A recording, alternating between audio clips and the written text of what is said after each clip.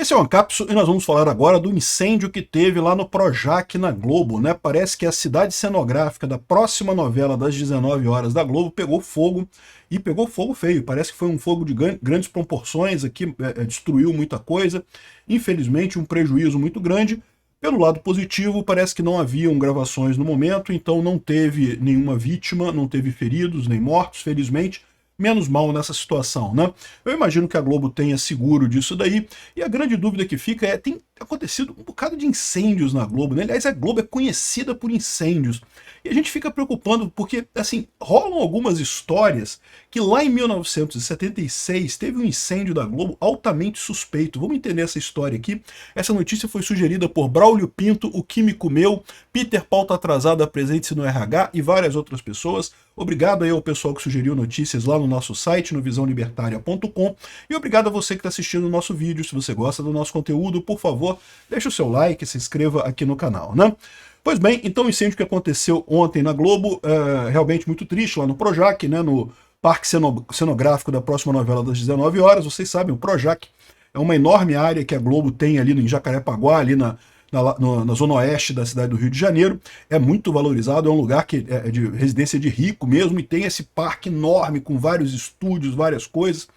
Havia a conversa até um pouco tempo atrás que a Globo estava pensando em vender o Projac. Por quê? Porque, de fato, o Projac foi uma coisa muito importante para a Globo, né? A Globo tinha essa capacidade de produzir novelas e produzir seriados e filmes e coisa e tal. Mas a verdade é que com a inteligência artificial e com as técnicas modernas de produção de conteúdo, né, cada vez menos você precisa de grandes cenários dessa forma, grandes locais de filmagem, coisa e tal. Não é que não precise, ainda tem algumas situações que você precisa, ainda é usado, mas não ocupa mais tanto espaço quanto ocupava antes, não é uma coisa mais que precisa de tanta área, né? E como eu falei para vocês, a área do Projac é uma área extremamente valorizada, é um lugar ali que realmente vale muito dinheiro em termos de imóvel, né? Se quisessem fazer ali um condomínio ali naquela região, eu consegui vender muito bem, sem dúvida alguma, seria uma grana. E, inclusive, durante um tempo havia uma negociação desse tipo com a Globo e alguns fundos de investimento, né? Não sei que lado tomou isso. Bom, infelizmente foi um acidente, aparentemente. Aqui no Rio de Janeiro está muito quente mesmo, inferno completo. Tá naquelas épocas do ano aqui do Rio de Janeiro que eu não saio de casa, meu amigo. Eu fico em casa com o ar-condicionado ligado o tempo todo. E mesmo assim, cara, vou te falar um negócio, tá? Dá para perceber o quão quente tá lá fora. Então eu imagino que qualquer coisinha pode ter iniciado o incêndio ali, né? Provavelmente foi mesmo um acidente, coisa e tal. Agora, a gente fica com o pé atrás com a Globo. Por quê? Porque tem muito incêndio na Globo, cara. Vocês repararam, já teve um monte de incêndios há pouco tempo atrás. Aqui, teve um incêndio em 2022 que atingiu o cenário da novela Todas as Flores. Em 2017, o cenário da Deus Salve o Rei. Ou seja, é relativamente comum isso daí. Eu não sei se tem alguma vantagem em receber seguro nessas coisas, o que poderia justificar o desleixo da Globo para ter tanto incêndio assim. Lembrando que, repara que esses incêndios todos, felizmente, não tem nenhum morto, não tem nenhum ferido, não tem nada demais. Então, beleza, menos mal, né? Coisa realmente que é ossos do ofício. Cidade cenográfica é uma coisa que não é feita para durar, por óbvio, né? Você vai gravar a novela, vai gravar um seriado, e depois aquela coisa vai ser descartada. Então, eu imagino que eles não se preocupam tanto assim com a segurança dos prédios, a capacidade da coisa funcionar. Mas ainda assim é muito incêndio, né? Será que não tem alguma coisa errada? E aí eu vou trazer para vocês um caso que, de novo, eu não sei, tá? Me contava-se na época, houve um escândalo na época, em 1976, um incêndio, um grande incêndio que aconteceu, atingindo boa parte, consumiu todo o equipamento de filmagem da Globo e boa parte do acervo da Globo, quando ainda era ali no Jardim Botânico, né? Então, tem imagens aqui do senhor Roberto Marinho aqui vivo na época, vendo lá a tragédia que foi, ele andando aqui com o pessoal da Globo, o pessoal trabalhando para salvar alguma coisa, né? Diz que o jornalismo teve que temporariamente ser gravado em São Paulo, o Jornal Nacional passou a ser gravado em São Paulo durante um tempo, até eles recuperarem os estúdios do Rio de Janeiro. Foi assim, foi um acontecimento nessa época, né? E aí, muita gente falou naquela época, associou isso a uma outra lei que os militares tinham decretado naquela época, em abril de 76, proibindo a importação de coisas, de produtos no Brasil, entre outras coisas, produtos eletrônicos, ou seja, câmeras de filmagem, essa coisa, né? E vamos recapitular essa coisa toda, né? Você sabe que a Rede Globo cresceu muito justamente porque era a televisão que apoiava os militares. A Rede Globo era a quarta televisão do Brasil quando teve o golpe militar, e ela rapidamente começou a apoiar os militares, né? Então, assim, não é, a Globo ficou rica, ficou muito conhecida, ganhou essa coisa toda justamente porque tinha o apoio dos militares na época. É verdade, é lógico que também tinha uma boa qualidade, né? A capacidade deles de produzir novelas é uma boa capacidade, o pessoal lá tinha uma boa característica técnica, né? São bons técnicos nessa área, mas é o que eu falo para vocês, né? Não dá para distinguir até que ponto foi uma coisa e até que ponto foi a outra. A Tupi, por outro lado, né, que era a televisão Tupi, que era a principal televisão da época, como fez muito oposição aos militares, meio que acabou, né? Hoje não tem mais TV Tupi, né? Então, essa foi a história. Então, conta a história que a Rede Globo era muito amiga dos militares. E aí chegou em 76, os milicos tiveram aquela ideia, é o que eu falo para vocês, eu não sei de onde o pessoal tirou a ideia que a ditadura militar brasileira foi de direita. Eu não sei de onde tiraram essa ideia. Porque os caras têm todas as ideias erradas da esquerda, todas. Tudo quanto é merda que a esquerda pensa em termos de desenvolvimentismo, de proteger a indústria nacional, todas as porcarias de socialismo e estatização e grandes empresas e campeões nacionais, todas essas merdas, que hoje em dia quem faz é o Lula, é a Dilma, é o pessoal do PT.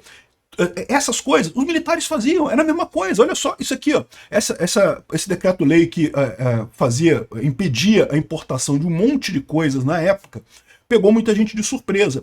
E a própria Rede Globo, que diz que a Rede Globo estava crescendo muito naquela época, 76, né?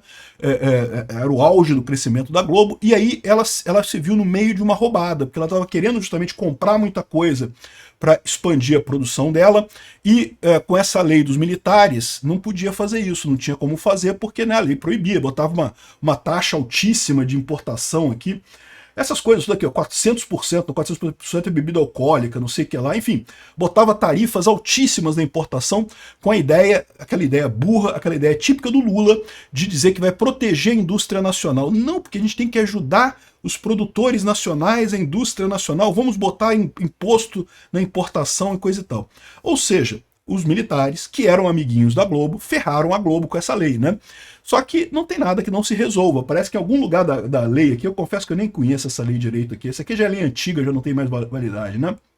Mas em algum lugar ali tinha uma espécie de isenção para o caso de manutenção ou reparo de equipamentos. Então qual que foi a jogada que eles fizeram? Ou pelo menos diziam isso, que era isso na época. Se é de verdade eu não sei, gente, eu não tenho prova nenhuma disso. Eu estou dizendo para vocês o que contavam na época desse tipo de coisa, e eu fiquei sabendo muitos anos depois, porque em 1976 eu tinha 8 anos de idade, então eu também não sabia não tinha esse conhecimento, mas mais tarde, alguns anos mais tarde, conversando com pessoas, a gente fica sabendo dessas coisas, né?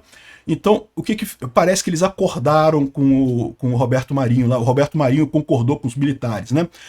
Se tiver um evento catastrófico, um incêndio, um grande dano aos equipamentos da Globo, a gente consegue uma autorização do governo para importar por fora dessa lei?